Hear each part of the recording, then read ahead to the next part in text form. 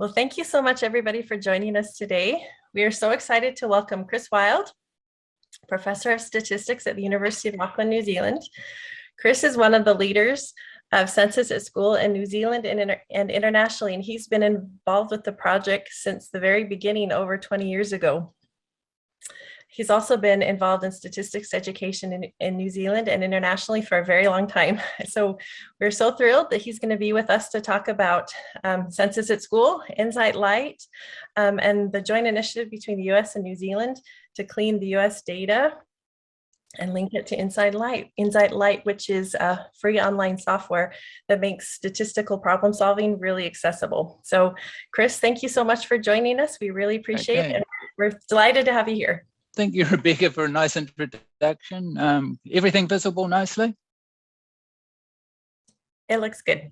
Okay, good. Thank you. Well, I'm ready to go then.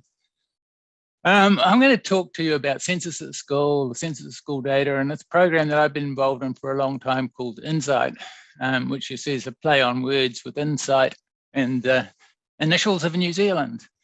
We're going to be talking about that. Now, I've actually set up a page for this talk where I put a whole lot of links and bits and pieces. So if anybody's interested, it's a bit.ly link. It's there at the bottom of the slide. I think I'm going to put it up again on the last slide. Okay, so what are we going to be talking about? I'm going to look at the US and New Zealand Census at School websites and highlight a few things and the data there and getting it into Insight Light. I'm going to talk a lot about, I'll show you quite a bit about how the visualize module of Insight Light works and thanks. And then we'll just keep exploring data until Rebecca tells me that I've run out of time. I can pull the plug at multiple points, Rebecca. So Census at School. Here's the US Census at School site. And I'm presuming that most of you know quite a bit, know something about the project, but this is the home page for Census at School.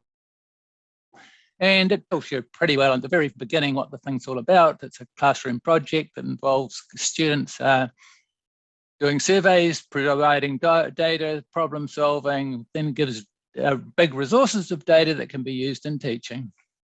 Usually random samples. Well, random samples is what we've used for all these years. This is the New Zealand site, thanks to Rachel Cunliffe, who's just a beginning staff member in 2002, and she was sharing my office for a wee while. And when Neville Davies, who started this project, came along and persuaded us to do something in New Zealand, so Rachel and I have been working on this ever since. Now, I'm going to show you something that just doesn't fit into the talk anywhere nicely. So I'm going to do it right here and get it out of the way. If you just click on the data tab on the New Zealand site, it takes you to this page here, our Explore the Data page. And it's got two things. If you've been working with Census at School before, we've got our samplers there, but there's a new thing that we've got over this side, which lets you graphically and with that summaries and so on, explore whole databases if you want to. I mean, this is something you can expose to students or not, depending on what you want to do, but it's quite useful for yourself. And we've set this up because we want to hide the data. So this lets you look at sort of graphics and so on about the data, but hides the data itself. Okay, so going back, the ASA has got teacher resources in quite a few places, and there's quite a few different parts of the site. This New Zealand Statistical Association's, and the Census at School, we have basically all our things in one place. We have it all on the Census at School site. So it's about the projects, it's about all sorts of resources and so on as well. Now going back to the US homepage, just going to draw attention to two things there. Is the international Census at School data, there's some there, and some cleaned US data. And we're going to be playing with both, actually. Now, the clean data that's there right now was done from a project by UCLA in 2015. It's got about 40,000 observations. It's getting pretty old now. It's time to do something about it. So we're in the process, as Rebecca says, of cleaning the rest, and then we'll institute regular updates and try and keep the clean data up to date by just having rules that run over each new piece of data. So it's a good time for you to think about things and see things and spot things, because you're going to see, as I talk, a whole lot of tools working with the old data set and so on, but seeing we're in this space and working on things, it's a really good time to for you to spot things that you might like to work differently, and drop me an email, and maybe it can even happen. So back to this page here.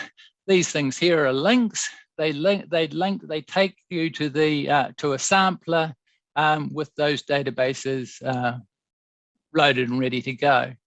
So first thing we're going to do is click the US data. And if you do that, it takes you to this page, which is our random sampler, and it doesn't let you see anything much to the conditions of use. And as soon as you do that, you start seeing the sampler, and you see that it is pointed at the what we call in CAS USA, which is the cleaned US data, which is the old data, but hopefully in a month or so we can actually put up all the current data. Okay, if you go into the drop down there, you'll see all sorts of other databases, and there are all sorts of other things we're doing. The US survey has stayed constant over time, and there's lots of advantages of that, but we've basically changed our survey a little bit. We run it every 2 years, and we've changed it a bit each year. Also, that's you'll see the international database. Okay, so what happens, I'll just blown that up a little bit. What happens when you have a look at this? Well, there's various sort of options for how you select things. I'm just going to take a number here. I'm just going to take 1,000 observations and generate a sample. As soon as I'll go back there. As soon as I click that, the sample gets generated, and 2 new buttons become available. One lets you download the data set and put it in any software that you want. The other one, this one here, if we click that, what happens when you do that is you jump straight into Insight Lite with the data there. And the way Insight Lite works, when it first opens up with the data set inside it, then it automatically displays the first variable in the data, which in this case is the year the data points were collected, and you can see that the project was growing over time. Okay, so what I'm going to do, so here we are in the software displaying data year, the first variable in the data set. I want to scroll down through the other variables, so I click in the box and then use the down arrow, and we go through data year cat, which is a categorical version of data year, which produces a different type of graph. Country, all this data is from the US.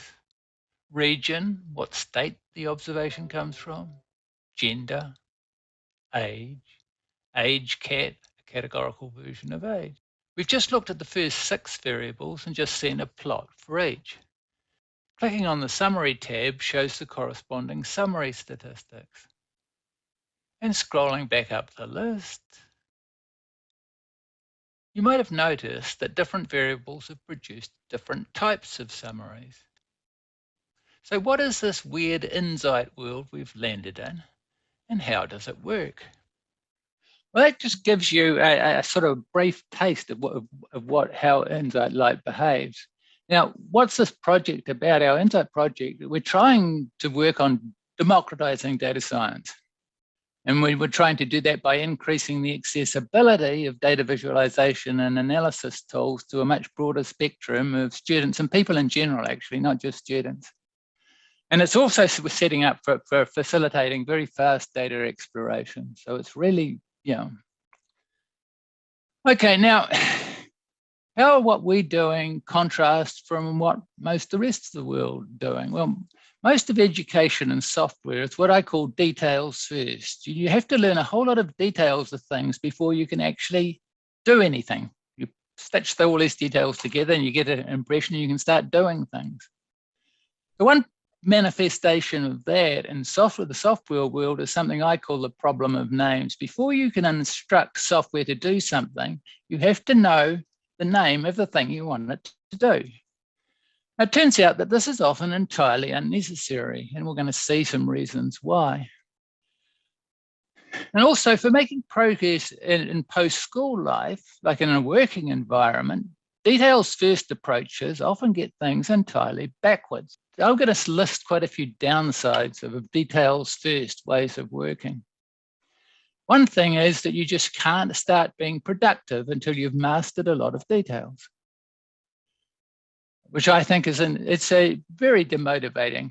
Just to lay it on thick, you can't even taste the fruit until you've ploughed the field, planted it out, and then waited for things to grow. It's very slow. And it ignores some cognitive elephants in the room. The time people have in their lives for learning new things is a very scarce resource and not to be wasted. So people need to see benefits of things and see them quickly to know whether it's actually worth investing time in. There are also often big time gaps between the occasions on which people use things. And details are the things that vanish from our memories fastest. There's another theme here of built-in obsolescence. Details about how things work go out of date fast. The trend in software for sort of a broad spectrum of users is increased automation. Apps anticipate what you want and make those things easy and fast to get. Details first is also inefficient for empowering people to prioritize the sort of data thinking that's necessarily human, because there's all sorts of things that machines can do, and what we need people to be concentrating on are the things, the real thinking that the people have to do. And software can remove the need to pay attention to lots of details. So here we've got a landscape here with sort of promised land out there of democratized data science, and it's all sort of good and hunky-dory, but sort of like barriers in the way.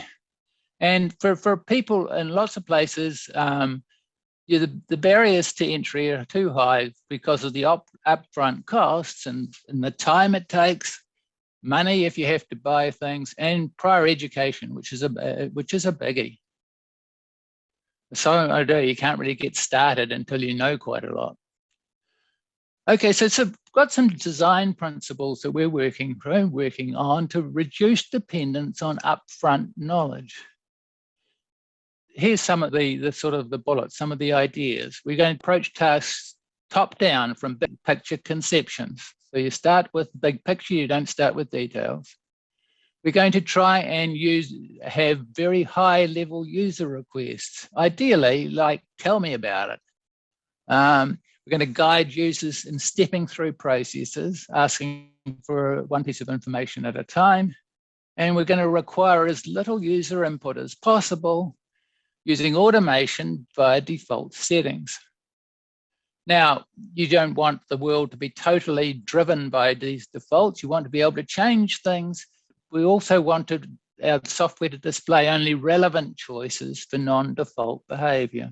So based on the context you're in, the task you're trying to do, the data types you're working with, and previous choices you've made, display just things that are relevant. Okay, and then try and back that up with just-in-time information. So this sort of design facilitates tools that can be useful for anyone from complete beginners to serious researchers. Now, this is just sort of theory. Some of this will become a little bit clearer as we work with things a little bit more. And in the sort of main parts of Interact, the parts that the beginners interact with most, we have a sort of variable first approach. You select variables to use in different roles and basically ask Insight to tell me about it. So here we're going on to an introductory thing. This is you land in Insight Lite, you land, you open up and then sort of the about page by default. Okay, I mean, that's normal behavior. This file is menus for getting data in various ways, various formats. This one here is visualized to start analyzing it. Now there's lots more stuff out to the right of this that we're not even going to touch on. Visualize is the main engine for beginners. And you've seen with the way we jumped out of the census of schools sampler right into the program, that you can set things up so students can jump straight into a visualize where the set of data already located without having to go through a data input process, if that's what you want to do. So if you're trying to sort of hide some difficulties, that's one way that you can hide some difficulties. Okay. Now, the design of this page on the left is panels for telling the program what to do. Across the top, there's things to say, telling it about what you want to look at, the sorts of things you want to look at. So coming down here, if you've got a variable loaded here, the name of a variable, like here it's armspan, you basically telling the program, show me some information about this variable, tell me about this variable. If you add a second variable, you're basically telling the program to show you the relationship between the first variable and the second variable. And there's something down here that we won't use much, but you'll see a couple of times, is a subset variable, which basically shows what you're going to do above, but do it separately for a whole lot of subgroups and display them all. Oh, this is just going through these. This is self-explanatory, I think. But anyway, I'll just step through it. Interactive plots are sort of graphics that let you play with things and hover over things and so on screen. You'll see that soon. So this is a reference slide. I've left it in the deck. I don't spend any time on it, but if you pick up the file, you'll be able to see. It just shows you what some of these things are. Let's hide the left panel, redraw the plot. This is very useful, swapping a variable in one box with the ones in another box, swap two over. And then sliders, we'll see that later. So just before we think about how visualize things, I just want to remind you of these things. We're approaching things top down, high level user requests, tell me about it basically, stepping through processes and requiring as little input as possible. So we're just going to see things just as they come out of the box without doing anything to change any behaviors. Blown up that sort of left-hand panel, and then I'm blowing up that panel, just so things are very easy to see. So here's the tell me about. If you select a variable there, you're telling the program, tell me about this variable. If you put two of them there, the way it is now, you're saying, tell me about the relationship between qualification and gender. The way the program's set up, what you get instantly and first, and what we're prioritizing is graphics. So you get plots. You can click on other things. Well, I liked, kindergarten-y sort of idea of show and tell. We've got plots, the show, interactive plots, and also the tells are that's sort of like numeric information and tables and things. So that's the tell. And Insight decides what to do using defaults, which can be overridden. So in this first state, we won't override anything. We'll just use defaults. It automatically reacts differently to categorical variables, which are variables defining group membership, like country, ethnicity, age group, and so on, and numerical variables, which are measures and counts. When data is read in, automatically on input, a variable's type is categorical if any value in the column contains a non-numeric character. It's numeric if everything is numeric or missing. Now, sometimes you need to change those behaviors, and sometimes you have to clean data so that works well, because if you've got numeric data with some rubbish in it, they'll think it's categorical. Okay, so we're going to see it in action. Goes the first variable, that's country in this data set. Country is a categorical variable. The default plot type for categorical variables is bar charts of percentages. The biggest group here is Oz, which is slang for Australia. About 35% of our observations come from Australia. The smallest is UK, which makes up about 9%. Clicking on summary, we see the corresponding summary statistics, which are the counts and percentages falling into each group. Let's look at another variable. Here's gender. Quite a few more males than females, about 57% to 43%. Here's age, years, a numerical variable. For numeric variables, the default is a dot plot with a box plot underneath.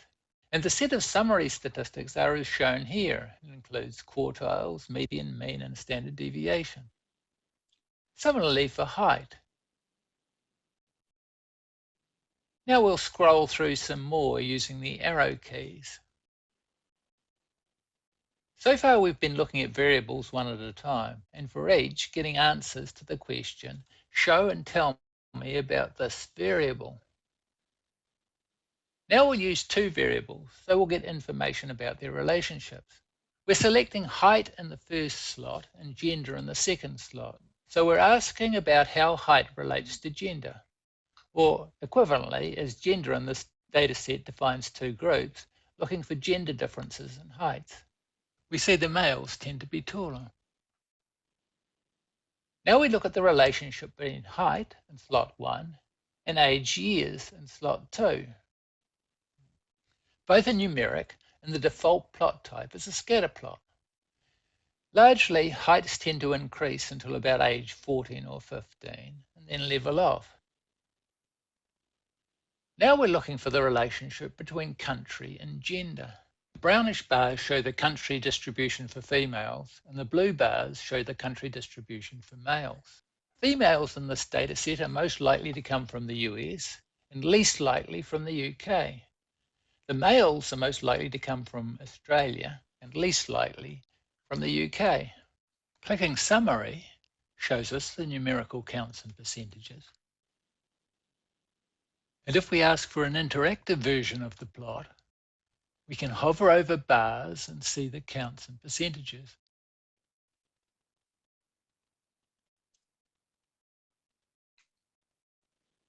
Clicking on the labels lets us see the female and male distributions separately, and also highlighting in the table the proportions we're looking at.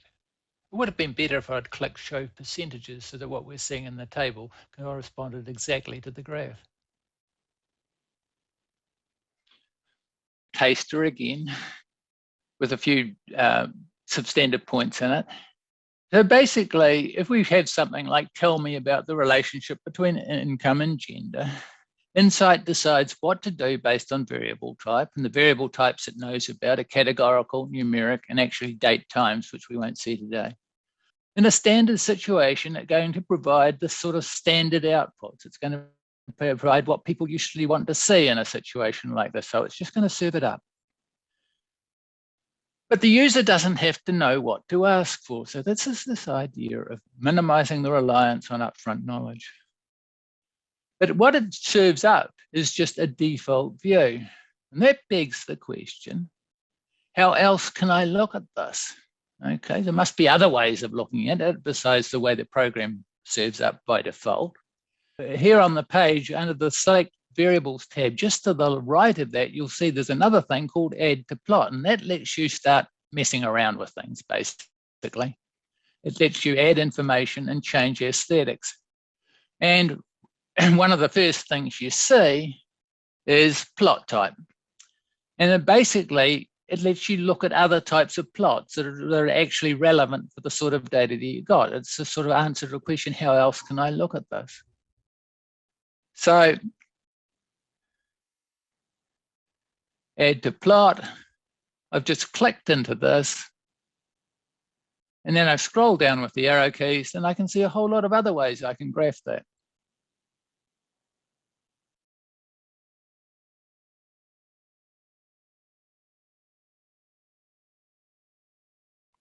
If you are into R, it'll also give you the R code for making these things. But anyway, I'll jump over that.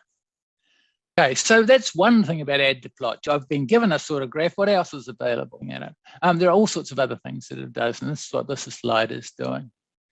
Under Add to Plot, there's sort of like 5 main paragraphs. Customized plot adherence that lets you do things like change background colors, sizing, point sizes, point colors, point symbols, just to make things look the way you want them to look. Add trend lines and curves, change the labeling of axes and so on, add something called jittering you're going to see in a while.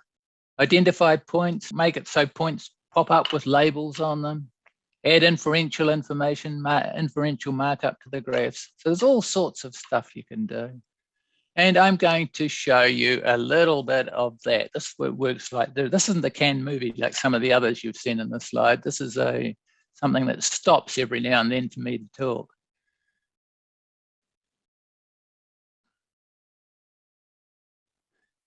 Okay, so we've got a scatter plot here of arm spans versus heights, and I'm going to start doing various things to it. I'm going to go and click on this add to plot. The first thing I'm going to do is I'm going to change the background color from gray to white.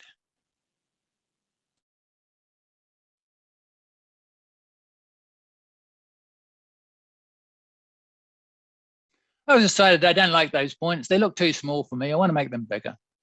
So I'm going to play with the point size.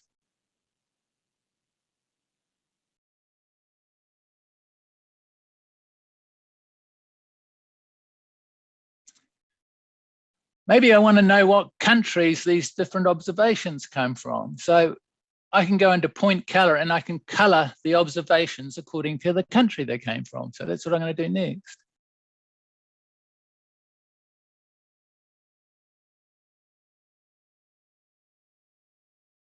Color it by country. Okay, I want to put on some trends and curves. So I'm doing this, I have to change the top thing from customized plot appearance to trends, lines, and curves. If I want a line to go on it, I'll just click that line. I'll just click in the box that says line. Okay, and I've put on a line, a quadratic, and I've added a smoother. And I'm just showing you that there's a control there for how smooth that thing is.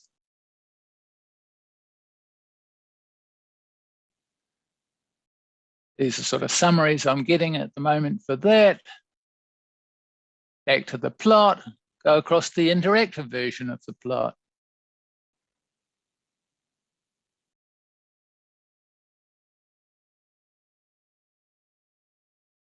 And as before, that lets me hover over things and see what things are. I can query the lines, I can query the equations of the lines and the quadratic. Now, one thing that happens with these graphs, we've got in the census school database, we've got maybe 60 or 70 variables. So we don't send them all across to this interactive graph, because if we did, then when you hovered, you would get 60 or 7 entries of everything you looked at. So what we do send across is just the variables that were involved in making the graph. But if you want to put something else on there, you can actually decide to send across some other variables. I've sent across here region because there's no naming variable in this data set, which would be a more useful example. So now when I hover, I've got region displayed. It wasn't there before. But then I've got too much information there. Maybe I just want to see region and nothing else. So it is possible to just to control how many things you're seeing when you're hovering. So that way now I'm just seeing region and nothing else.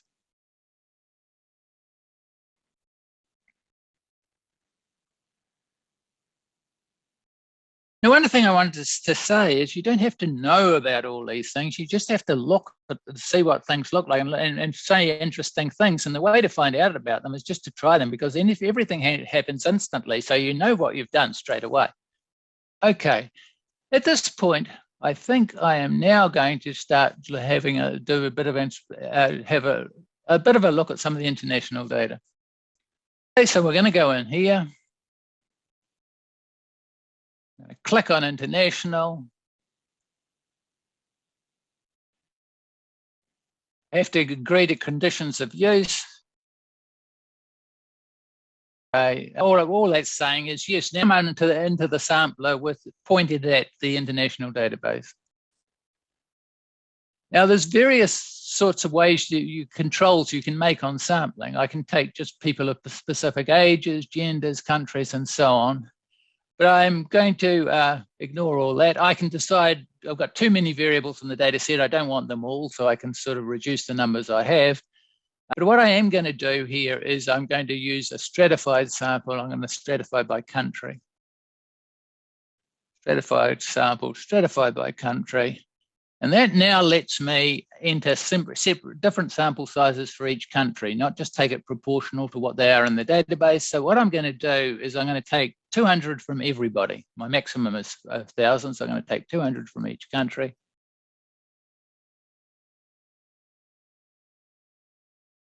I'm going to generate my sample as we did before. I'm going to analyze sample, and it jumps me then into the international data layer, and the first variable is country, so that's what's displayed.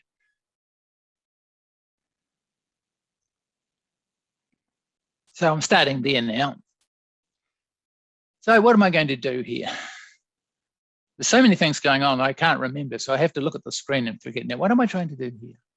Okay, so we've got displayed heights there. The point of the international database is to compare countries. So I'm going to put country into the second selection box. So I'm looking at relationships with country, differences between countries. So there's the heights by each country. You see the Americans look pretty tall. And then I keep on going, and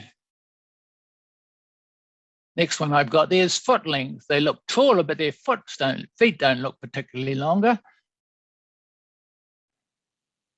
Go back now onto arm span. And we see, okay, they've also got longer arm spans. What's this due to? Well, it's probably to do with improved nutrition and so on, isn't it? Sneakily, I stepped over a variable. Okay, now I'm looking at age of a country. And you can see a clue to what we were just seeing. The American kids are older. Median is about, 16 there by the look of it. So at this stage of the project, it was older kids who were doing this compared with sort of younger kids in the other countries. And obviously physical measures increase with age. Now we've got 1,000 observations here. I'm looking at heights versus ages. Next thing I'm going to do is color those by country. I think I am. Yep, I am.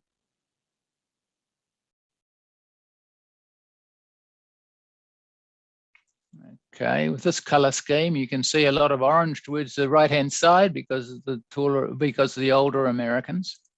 But also it looks like way fewer than 1,000 observations here. And the reason is that we're getting overprinting, a whole lots of data points falling on top of each other. So we can't look at that graph and see, how dense these observations are. There's another little trick that you can do. There's an idea called jittering. And what I've done there is I've put a little bit of horizontal random noise on each observation, and it's taken each of those vertical strips and it's sort of blown them apart a little bit. And you get a better indication of how many things are there, and you get less in terms of points sitting on top of each other. There's still quite a lot of points sitting on top of each other. There's another little trick that you can play when you have lots of reasonable amount of data like this. And that is to take all those sorts of little data points and make them transparent or partially transparent. So I'm doing that with the slider. I'm making those partially transparent. And now you can see where most of the observations are. These big dark masses there. Now, all these things are showing you are like optional extras. Kids don't have to see any of this till they're quite confident. You may never want them to see this. Or you might want to expose some of these things and just let them play because they like playing. Okay, I'm adding trends to that. I've put in a linear trend. I've put in a smoother. And you can see that the smoother is representing what we're seeing a lot better than the line is. So I'm going to click that line, take it off again, and just leave the smoother there.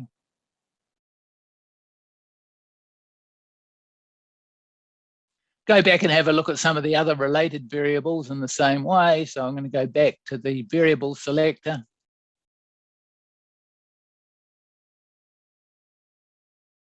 So there's the foot length, the same sort of shape, not as dramatic. And there, foot length versus age years. Why on earth did I do that? Arm span versus age years. Yeah, that's more. And that looks very much the same pattern as the heights. And we'll see reasons for that later too.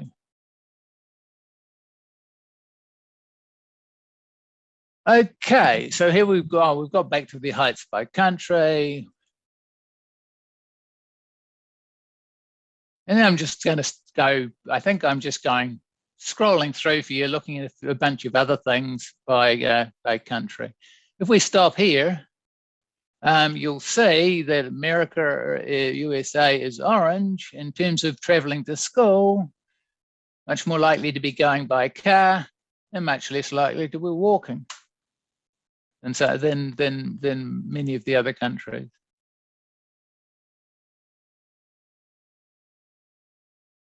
What's notable there is that we were obviously using a coarser scale than the rest of the world was at that time. Okay, one of the things Insight does, if it's got more than about 200 bars to draw on a bar chart, it refuses. You can still get its summaries and so on, but it won't draw a graph. But when I've broken out the physical activities by country, I've now got a graph. This is using the subset variable. I want the physical activities and I want them subset by country, broken out by country. So I've got one graph for each country. Now I'm using the slider to go through those graphs. So here's Canada. What's most notable about Canada? That's what's most notable about Canada. They like playing hockey, which is ice hockey, no big surprise. Other activities, that other is sort of a lumped in category, so that's not interesting. The next biggest thing is soccer, basketball, dancing's big, swimming's big. Okay, let's go on and have a look at some other places. I won't. There's New Zealand. New Zealand, the sort of biggest women's sport is something called netball, which is the version of basketball. Biggest, well, back in the biggest male sport was rugby union. Here we're going to US. Biggest sport in the US at this time, according to the 1,000 people we've got here, participation was soccer. There's this other, which we have to ignore again. What else is big? Basketball's quite big, as you'd expect. Anyway, this is the sort of thing that you can play with and have students play with. The important things. Okay. Oh, these things in the surveys. They use a slider, and they get translated into a numeric scale between 0 and 1,000, partly to convert things into having more numeric variables. They're not entirely. They don't work as well as you might like. But if we have a look at this one is reducing pollution. No, I want to look at another one where I've actually got a nice explanation of something. Anyway, there was one there about the importance of conserving water. And the thing that really jumped out with conserving water was Australia. It was very, very important to them because it's large parts of Australia are very, very dry. They suffer from severe droughts. And even near the major cities, there are places with severe droughts.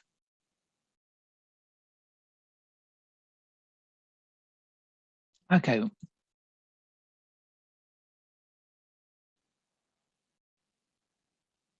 Strikes me that I probably got to the end of that.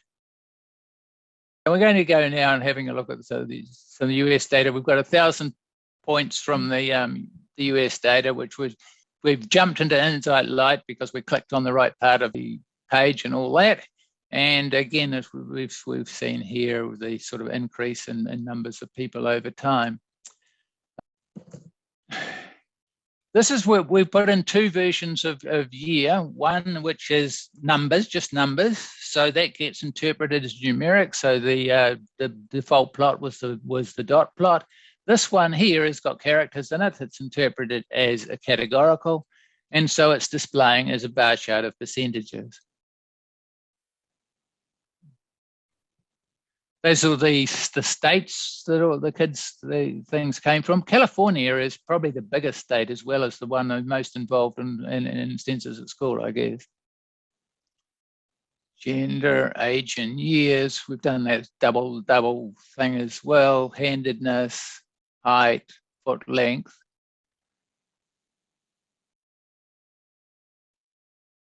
Travel time to school. Reaction times. That's severely skewed with the hint of a second mode here. Reaction times.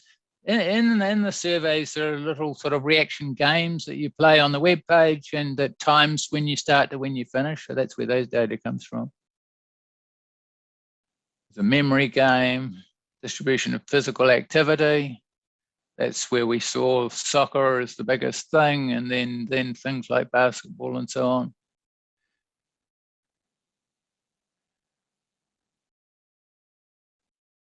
Reducing pollution, reducing cycling rubbish, conserving water.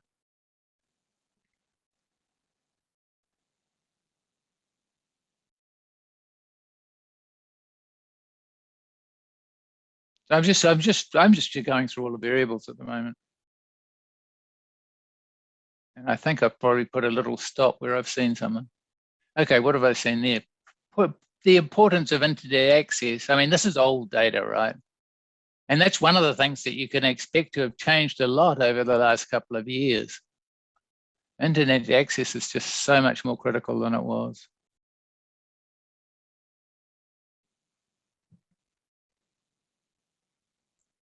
Why did I put a stop on this one? Well, students, I think, were asked to measure their index finger to the nearest millimeter, but you see all these sort of spikes. So there's a heavy rounding going on to the nearest sort of 5 millimeters.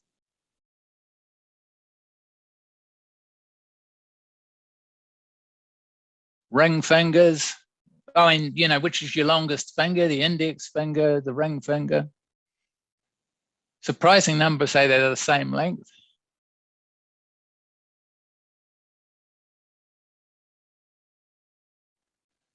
Favorite season of the year, not too many surprises. Summer and fall. Distribution of allergies. Large numbers of people are claiming to have at least some allergies. Vegetarian, that's something I would think has probably changed a lot since 2015, which is where this data ended. Almost no vegetarians.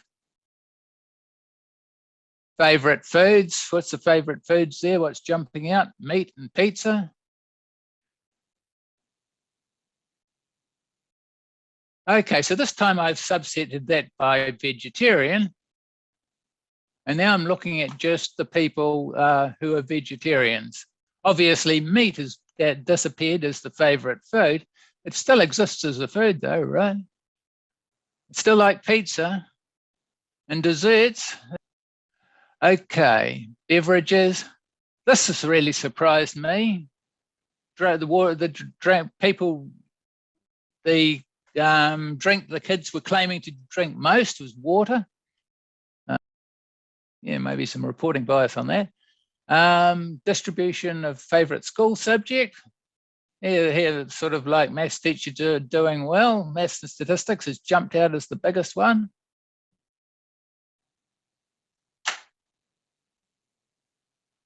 Okay, now we've got a scatter plot of arm span versus height. And I'm going to put another line on there. I'm not going to put a regression line on. I'm putting on the y equals x line. So that's equality. If the heights and the arm spans are exactly the same, they'll fall on that line. And you can see things are pretty close to falling on that line. This is the memory game broken out by age. Notice that memory scores are getting smaller with age. I find this very surprising. No idea what's happening. You can also see the larger numbers of kids in these older age groups. Reaction times, the same sort of thing happening. Faster reactions as they get older. Reaction time by gender, males is faster, maybe a lot more gaming. Okay. Reaction time versus memory scores, a slight positive trend, but not much. Distribution of vegetarian by allergies. So Okay, no, I don't know. That's nothing interesting. Sleep time by age, hours of sleep on school nights, getting shorter, obviously, as kids get older, which you'd expect.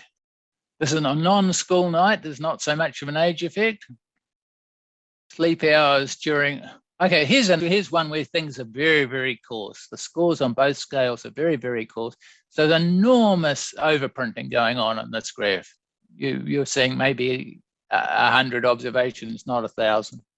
So it's a good one for doing a bit of jittering.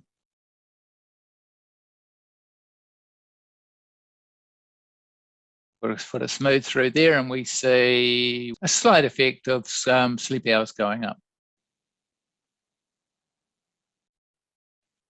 Okay, what's this? Sleep hours, non-school night versus sleep hours for school night. Not much of a trend over time. It's going up a little bit, not much. I'll jump over this. 16 to 17-year-olds, again, not much going on. A slight increase. Well, that looks like I might have got to the end of that one too. Okay, so basically that's me done. That's all my plan stuff done. Just if you want to take a note of that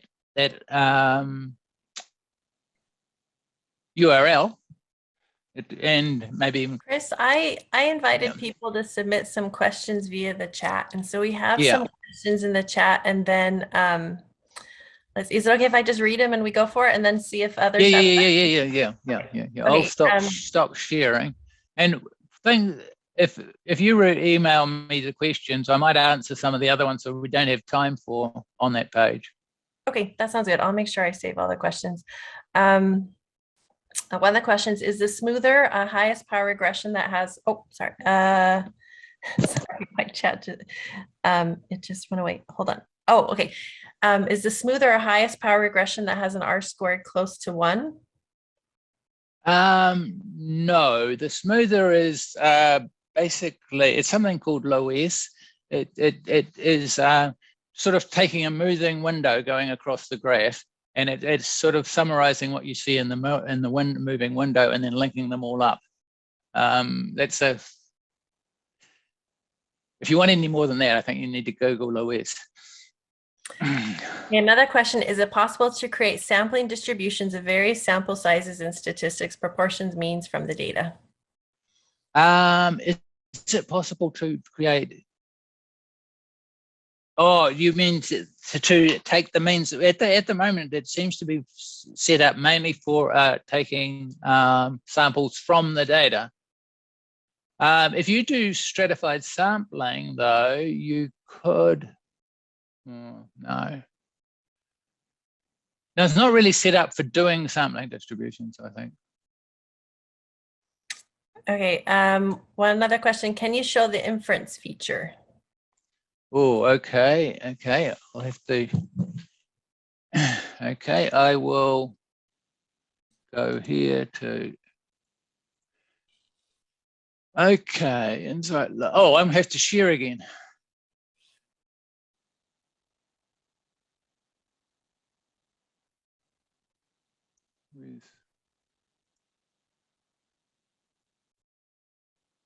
Share screen. Share. Okay. That's sitting on top of my. Okay, I'll go up. Okay, Insight Light, I've got a bookmark to it. It's here. Again, the end of it reacts differently to different variable types. But I'm going to take an example data set here. It's a simple one. It's easy to understand thing. Okay, I've grabbed a data set which is called an income survey.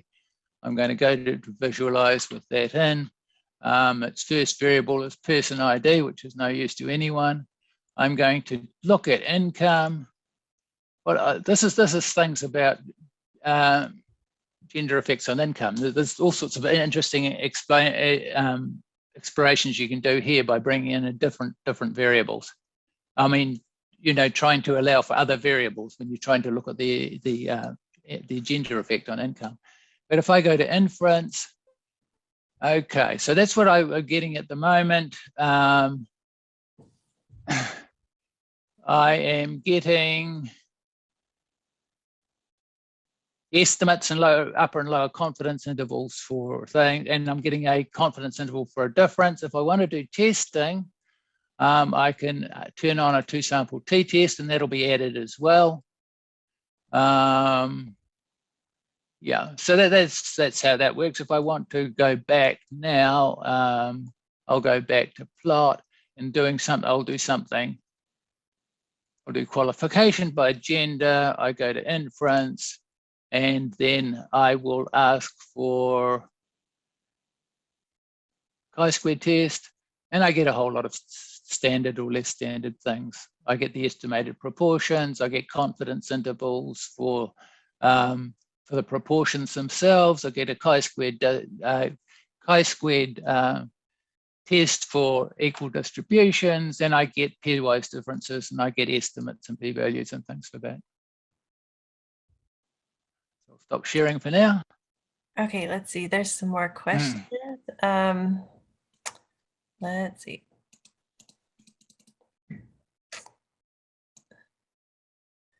Does the summary allow for the identification of outliers? The summary, the graphics allow for the identification of outliers, not the summary. Okay. My biggest question or concern is when we compare countries, are the data really a genuine random sample of a country? The data reflects the sample submitted, which may or may not actually represent the country. Oh yes, that is a big sort of plot with census of school data and all, because they're opt-in data sets for a start. I mean, if you start comparing countries, we saw all sorts of other effects like difference in age groups that are being surveyed. So that's going to skew things. The time at which there are lots of people from, that's going to affect things that change over time. But yeah, no, I think if you start doing inference on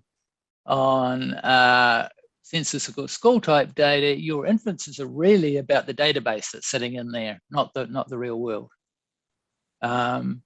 Because we have got biased samples from the real world.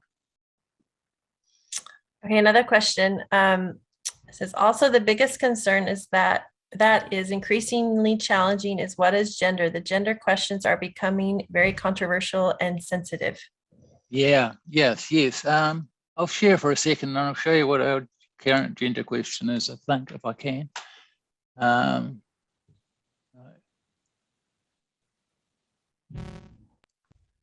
Okay, go to Census at School New Zealand. No, is that all? Take part. I think it's probably here that I look for it. Somewhere I can see this. No. Can I see the questionnaire? I don't want to be going into the questionnaire. I want to be going. Just looking old. Okay. Actually, I can probably see the questionnaire here. Here's the 2021 questions just as a PDF. Where's gender? It should be near the top. You passed it. Oh, I passed it. It's very first question, I think. Oh, okay. That's what we're doing now. It's basically it's modeling what I think they're going to use in the next census and the next real census in New Zealand. Or at least the current plans for the next real census in New Zealand. One of the things it does, of course, is that it stops this nice easy two-group comparison. You have to be more creative about two-group comparisons, or you can just you can just choose what you select from, but then you've got to have conversations. So I don't want to get into that right now. But yes, no, that's the thing. We have changed the gender question. This is in this very last one that we ran. Let's see. Another question, I noticed there is a tab for R code. Does this mean it will show the R code used to generate each graph? It can. Yeah. Yeah. I mean, if anybody wants to know about that, email me and I'll have a conversation.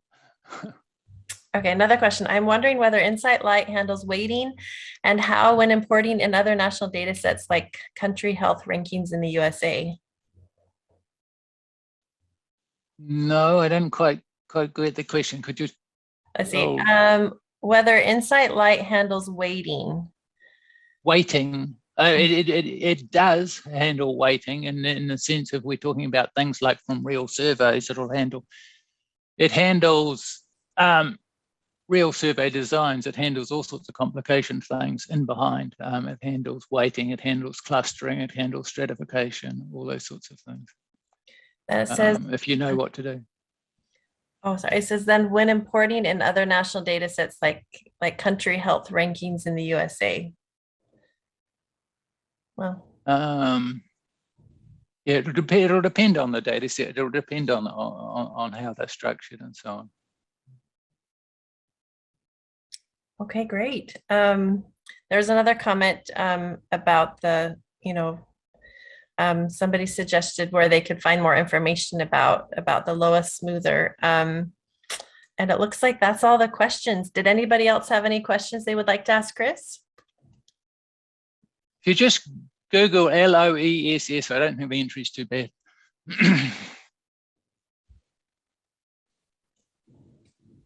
I mean, Wikipedia.